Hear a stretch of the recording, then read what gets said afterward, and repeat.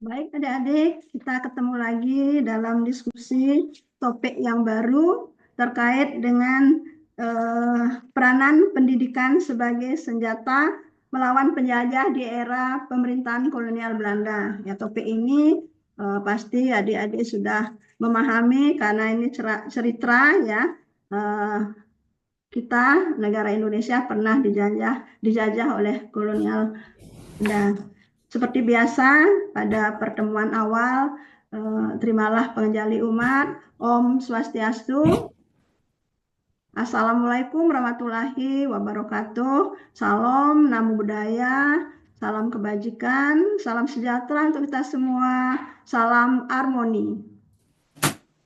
Adik-adik semua, perkenalkan Ibu Niluh Yasmiati yang saat ini sebagai mahasiswa S3 pada program studi Ilmu Pendidikan Pasca Sarjana Undiksa ingin mendiskusikan terkait topik ya yang Ibu sebutkan tadi, yaitu peranan pendidikan sebagai senjata melawan penjajah di era pemerintahan kolonial Belanda.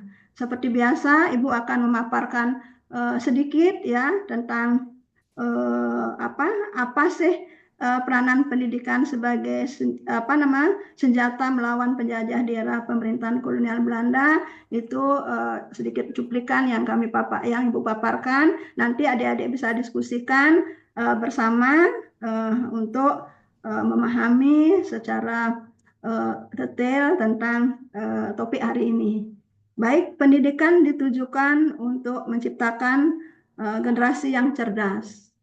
Sesuai dengan tujuan pendidikan nasional, pendidikan di Indonesia bertujuan untuk mengembangkan potensi peserta anak didik agar menjadi manusia yang beriman, bertakwa kepada Tuhan Yang Maha Esa, berakhlak mulia, sehat, berilmu, cakap, kreatif, mandiri, dan menjadi warga negara yang demokratis serta bertanggung jawab.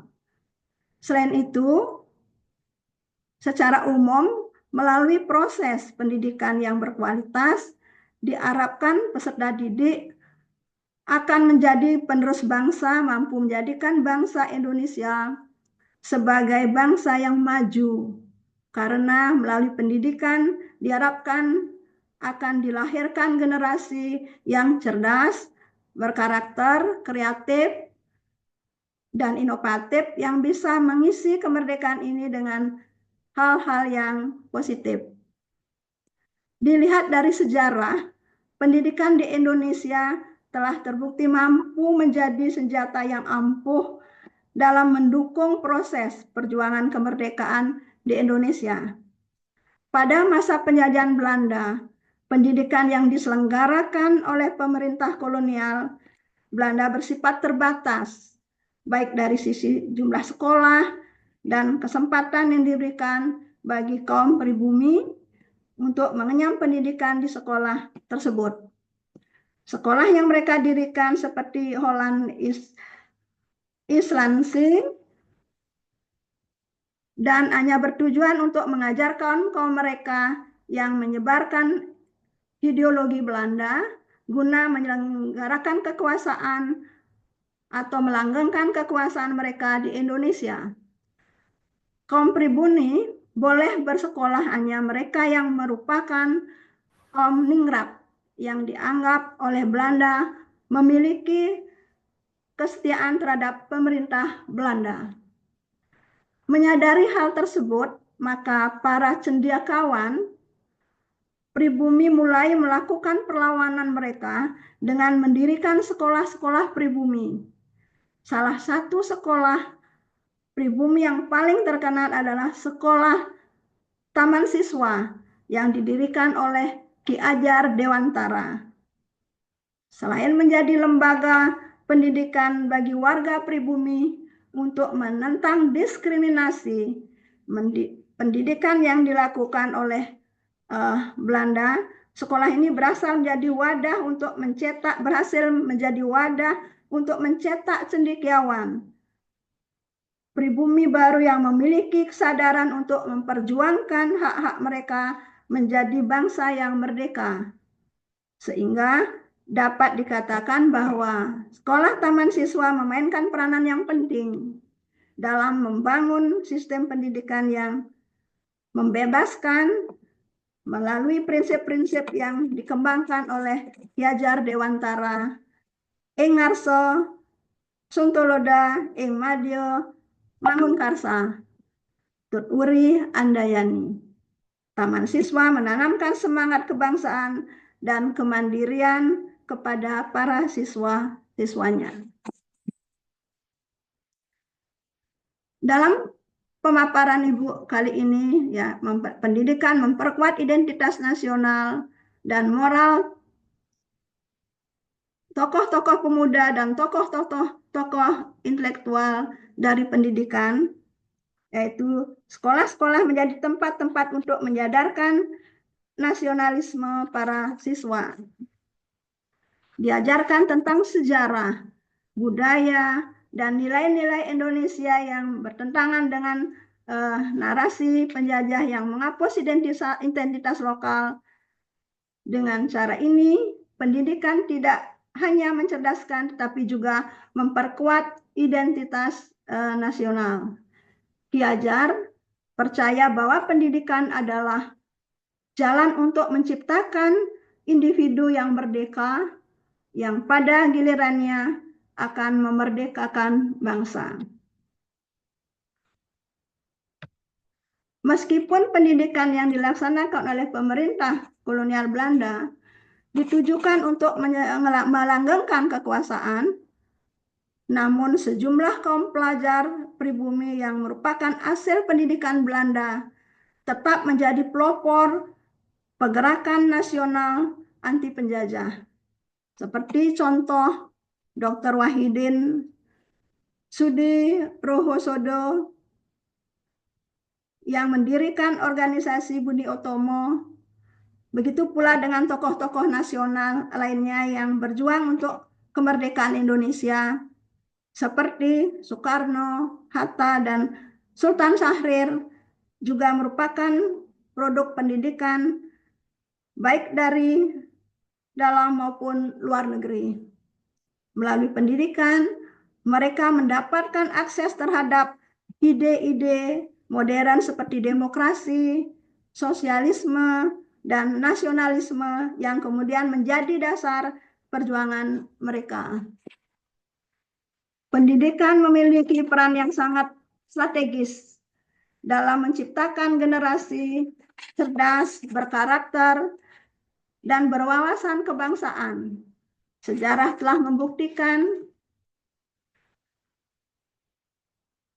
bahwa pendidikan tidak hanya menjadi sarana untuk mencerdaskan kehidupan bangsa, tetapi menjadi alat perjuangan yang efektif melawan penjajahan.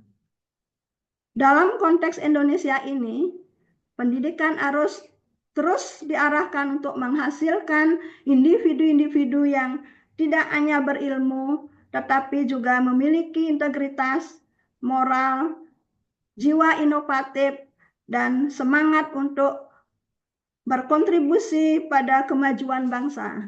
Oleh karena itu, pengembangan sistem pendidikan yang inklusif, berbasis nilai, dan berorientasi pada masa depan menjadi keharusan untuk menjawab tantangan global tanpa melupakan jati diri bangsa. Pendidikan yang berkualitas adalah kunci bagi Indonesia untuk melangkah menuju masa depan sebagai bangsa yang maju, mandiri, dan bermanfaat di tengah persaingan dunia. Nah, itu sedikit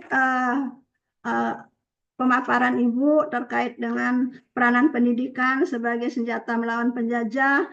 Memang pendidikan adalah salah satu ya untuk menyusun strategi-strategi ya untuk melawan penjajahan pada saat itu. Kalau tidak bangsa kita ini, beberapa orang sudah melaksanakan pendidikan ya, mengikuti pendidikan. Dengan pendidikan dia bisa beliau menyusun strategi-strategi untuk melawan penjajah Belanda saat itu. Jadi pendidikan sangat berperan ya dalam melawan penjajah di saat kolonial Belanda ada di Indonesia. Ya, demikian pemaparan Ibu. Jika ada yang perlu diskusikan pada pagi hari ini, Ibu persilakan adik-adik mencermati pemaparan Ibu dan mari kita diskusi terkait dengan peranan pendidikan ya sebagai senjata melawan penjajah di era pemerintahan kolonial Belanda. Silakan.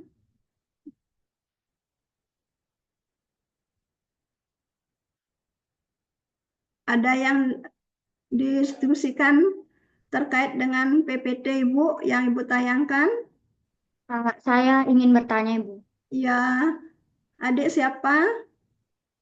Sebelumnya, perkenalkan nama saya Putulina Marsena.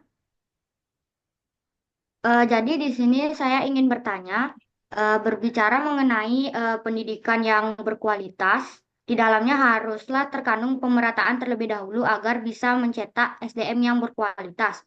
Namun, melihat realitas saat ini, apakah sistem pendidikan yang ada saat ini sudah dapat dikatakan layak dan cukup merata serta adil bagi semua lapisan masyarakat, terutama bagi mereka yang berasal dari latar belakang ekonomi yang kurang baik. Sekian dari saya, terima kasih.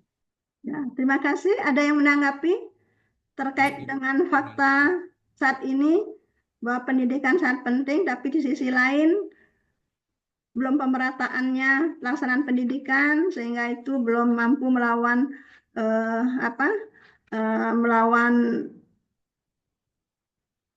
kemiskinan dan sebagainya ya karena pendidikan adalah salah satu untuk melawan kemiskinan melalui pemerataan ya jadi eh, jadi anak-anak kita baik itu di lapisan paling bawah ya jadi di itu harus mendapat pendidikan juga mengenyam pendidikan silakan. Permisi, Bu, saya ingin menanggapi. Pertanyaan dari Lina, apakah sistem pendidikan yang ada saat ini sudah dikatakan layak dan cukup merata serta adil bagi lapisan masyarakat? Sebenarnya belum terlalu merata ya, karena masih ada kurangnya akses pendidikan seperti setiap daerah masih kurang memiliki fasilitas pendidikan yang baik. Terus biaya, terkendala biaya. Kayak misalnya walaupun ada sekolah gratis, tapi ada biaya tambahan kayak seragam, buku, itu kan jadi beban bagi masyarakat yang kurang mampu. Dan juga ada kesempatan yang kurang bagi anak-anak dari yang keluarga kurang mampu ini, dia lebih memilih bekerja daripada untuk bersekolah, karena dia tuh tidak bisa fokus pada pendidikannya. Terus yang perlu diperbaiki seperti pemerataan fasilitas tadi, kan pemerintah harus membentuk atau meningkatkan kualitas di setiap daerahnya. Terus juga ada bantuan dari keuangan untuk bantuan program bantuan seperti yang lebih komprehensif dan juga kesempatan yang sama lah pemerataan pendidikan di setiap daerah maupun daerah yang terpencil juga. Nah, ada perlu adanya program khusus Bu, kayak misalnya contoh beasiswa yang kurang mampu itu perlu dimeratakan lagi. Sekian jawaban dari saya. Terima kasih, Bu. Baik, terima kasih. Memang benar ya. Jadi faktor-faktor penyebab permasalahan di bidang pendidikan sangat kompleks ya.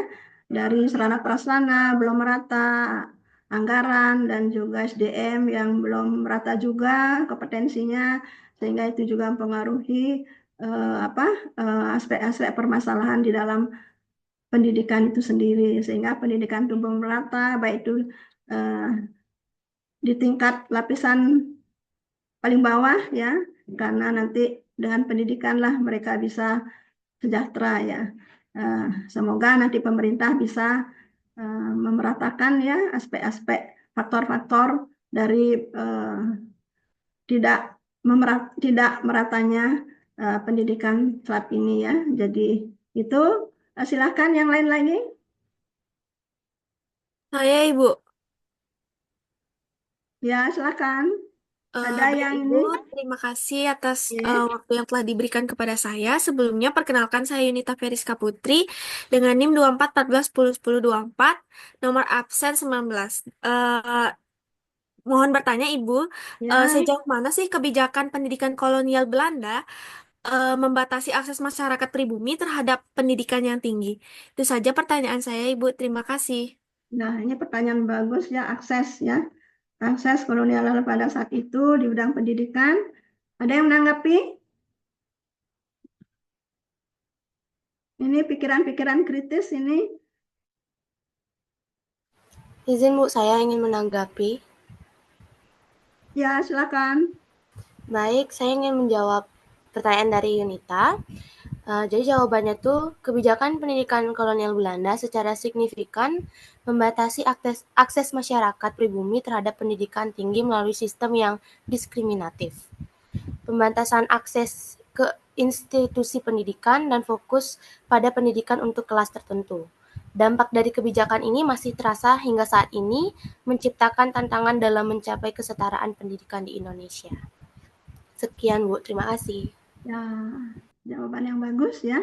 Jadi akses dari eh, penjajah Belanda pada saat itu kita dibatasi untuk mengikuti pendidikan sehingga tokoh-tokoh kita mendirikan pendidikan tersendiri ya, yaitu seperti Ki Hajar Dewantara yang memang mendirikan taman budaya untuk mengakomodir masyarakat pribumi bisa bersekolah sehingga menambah wawasan mereka sehingga bisa melawan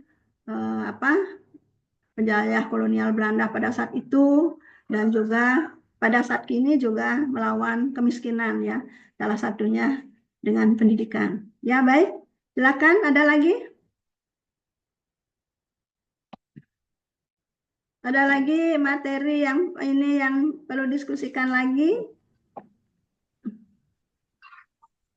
Ada yang pemikiran-pemikiran kritis lagi karena kita harus dituntut saat ini itu berpikir kritis, inovasi, ya sehingga di samping memiliki kemampuan ya akademik, tapi mereka harus adik-adik juga harus memiliki karakter, moral dan juga intelektual ya.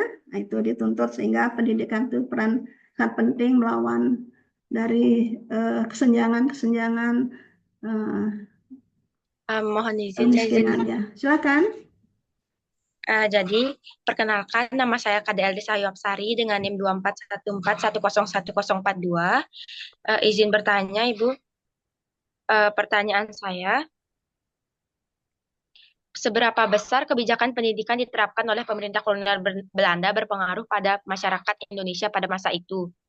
Apakah ada budaya-budaya kebijakan dari pemerintah kolonial Belanda yang ternaturalisasi dan sekarang menjadi budaya juga di Indonesia? Terima kasih, Bu. Pertanyaan yang bagus. Silakan ada yang menanggapi? Izin Bu, saya menanggapi. Baik ya. Jadi pertanyaan yang sangat bagus dan kritis sekali ya. Baik, terima kasih. Perkenalkan, nama saya Gusti Agung Rasatya di Putra. Saya akan menanggapi pertanyaan dari Eldis terkait seberapa besar pengaruh kebijakan pendidikan pemerintahan kolonial Belanda terhadap masyarakat Indonesia pada saat itu dan kebijakan pendidikan yang ternaturalisasi menjadi budaya di Indonesia. Nah, kebijakan pendidikan yang diterapkan oleh pemerintah kolonial Belanda ini memberikan pengaruh sangat besar terhadap masyarakat Indonesia pada masa itu. Meskipun sifatnya sangat diskriminatif ya. Pendidikan yang diperkenalkan oleh Belanda tersebut awalnya hanya dimaksudkan untuk memenuhi kebutuhan kolonial, bukan untuk memajukan masyarakat pribumi. Nah, dengan demikian, pendidikan ini hanya memberikan kesempatan terbatas kepada sebagian kecil masyarakat Indonesia, khususnya dari kalangan elit atau priayi, untuk mengenyam pendidikan. Nah, di sini sudah bisa dilihat dari pemaparan PPT yang sudah disebutkan tadi, bahwa hanya kaum-kaum ningrat yang bisa mengenyam pendidikan. Nah, salah satu dampak paling nyata dari kebijakan pendidikan Belanda ini adalah munculnya golongan kecil intelektual pribumi, di mana terbentuk dari individu terdidik seperti lulusan sekolah dokter, yang disebut Stopia atau sekolah hukum Red Hood School. Anak-anak dari keluarga Eropa atau elit lokal tersebut mendapat akses ke sekolah dengan kualitas terbaik. Sementara anak-anak pribumi dari kalangan rakyat biasa hanya bisa bersekolah di sekolah rendah dengan kurikulum yang sangat terbatas. Ini juga memperkuat stratifikasi sosial di mana pendidikan menjadi alat untuk mempertahankan dominasi kolonial dan menghambat mobilitas sosial masyarakat ini. Nah, pengaruh lain yaitu yang dapat ternaturalisasi adalah budaya formalitas dan sertifikasi dalam pendidikan. Pada masa kolonial tersebut, pencapaian pendidikan seringkali diukur dari gelar atau ijazah yang dimiliki seorang. Dan budaya ini masih sangat kuat di Indonesia sampai saat ini. Masyarakat Indonesia sering menganggap keberhasilan pendidikan lebih berdasar pada dokumen formal seperti ijazah daripada kemampuan praktis atau keterampilan. Selain itu, kolonial Belanda juga menerapkan istilah-istilah dalam dunia pendidikan seperti raport dan kurikulum yang merupakan warisan langsung dari bahasa dan sistem pendidikan Belanda. Sekian pemaparan dari saya, hendaknya bisa diterima. Terima kasih, Ibu. Baik, terima kasih sudah menjawab dengan baik ya dari pertanyaan adik tadi, bahwa memang kita saat ini tidak bisa lagi mendapatkan diskriminasi di bidang pendidikan seperti dulu ya. Jadi semua orang harus wajib mengenyam pendidikan dasar, menengah, atas, dan apalagi pendidikan tinggi yang memang dengan itu kita bisa berintelektualitas ya, pemikiran kita bisa cerdas, kritis ya. Tanpa itu kita tidak bisa kita lalui perkembangan teknologi dan ilmu pengetahuan yang sangat pesat ini ya. Dengan pendidikan yaitu memiliki peran yang sangat penting ya, jadinya strategis dalam menciptakan generasi cerdas, berkarakter, dan berwawasan kebangsaan. Nah, ya, sejarah telah membuktikan seperti apa yang adik tanyakan, seperti apa yang adik jawab, seperti apa yang adik pahami terkait dengan peran pendidikan tadi dalam baik itu melawan penjajah kolonial Belanda maupun sekarang dengan menghadapi perkembangan teknologi dan ilmu pengetahuan. Nah, itu harus adik betul-betul pendidikan itu tidak hanya menjadi sarana untuk untuk mencerdaskan ya kehidupan bangsa, tapi juga menjadi atau perjuangan ya, sebagai perjuangan yang efektif melawan hal-hal yang tidak baik ya di negara kita. Yaitu pendidikan harus terus diarahkan untuk menghasilkan individu-individu yang tidak hanya berilmu tetapi juga memiliki integritas ya. Jadi yang penting integritas juga harus diutamakan dalam pendidikan, sehingga dengan integritas ini kita bisa melawan hal-hal yang tidak baik ya di hadapan kita, karena dengan berpendidikan kita memahami apa yang mesti kita lakukan, apa mesti yang kita tidak lakukan, sehingga kita beradaptasi, berkolaborasi, kreatif, akuntabel sebagai anak bangsa ya. Apalagi kita menghadapi generasi emas di tahun 2045 ya, maka generasi yang kita harapkan adalah generasi yang inklusif dan inklusif juga berkarakter bermoral, memiliki nilai-nilai kebangsaan, mampu bertanggung jawab, dan mampu menghadapi tantangan global tanpa melupakan jati diri bangsa. Nah, itu sehingga generasi muda bisa maju, mandiri, bermartabat di tengah persaingan dunia. Nah, sekian yang pemaparan Ibu kali ini, semoga bermanfaat. Mohon nanti lihat YouTube Ibu ya, mampir ke YouTube Ibu. Terima kasih adik-adik semua atas pemikiran kritis cerdasnya. Selamat pagi. Terima kasih, Bu. Terima kasih, Bu. Terima Selamat kasih, pagi. Bu. Selamat pagi. Terima kasih, Bu. Selamat pagi.